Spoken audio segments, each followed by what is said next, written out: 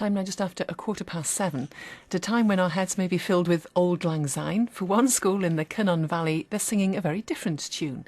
Pupils at Glenboy Primary School in Mountain Ash have teamed up with performers from the Welsh National Opera to create their very own original opera. Our Valley's reporter Kate Scott-Williams went to see them in action.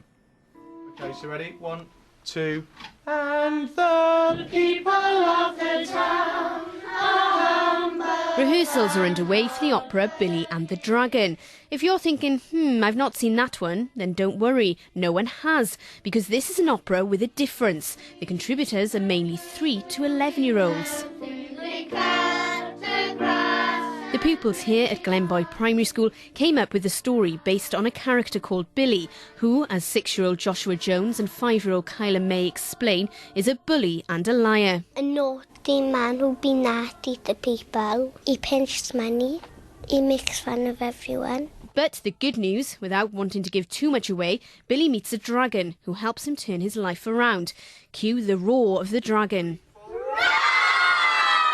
Okay, so we're just going to have a little go at manipulating our puppets again. Do you remember we began last week? As well as the singing and the sound effects, the opera will be performed through puppets, which the pupils, including 7-year-old Naomi Davis, have been making. But first we had sticks, and then we put a ball on the end, and we painted it, and then we put the hair on and then the hands, and then we put them on as puppet clothes. Billy and the Dragon has been developed thanks to a partnership between the school and the Welsh National Opera. My name's Claire Cressy. I'm a producer for the Welsh National Opera Max department, running community songwriting projects across the South Wales valleys. Theatre in general obviously has a lot of set making and prop making. Opera, it's on a much grander scale. So from the story, which is their libretto, to working with James on the music, the composition, to then working on the actual set pieces as well as the puppets, the characters, and then they will be performing as part of the chorus alongside it. So I really see it as a kind of scaled down, children-sized puppet opera, which will appeal to all sorts of ages of children and hopefully adults as well, because it's a lot of fun.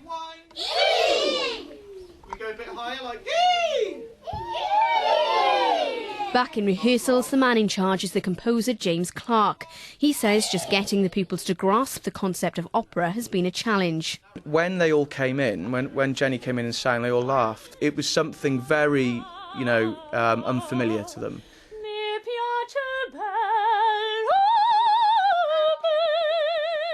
So it's been quite a difficult process, and it's still happening. It's a much longer journey for them wanting to go and buy a ticket to see Wagner's Ring, I mean, that's not going to happen.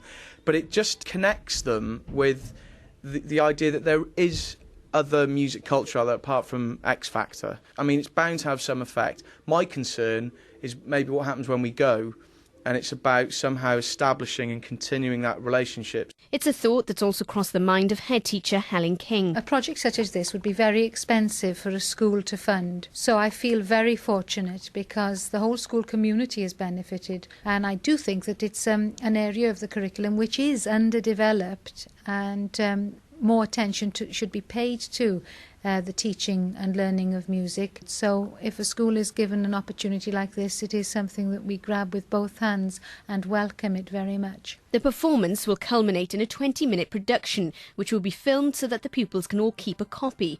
But in case you can't wait, here's a sneak preview of how the theme tune's sounding.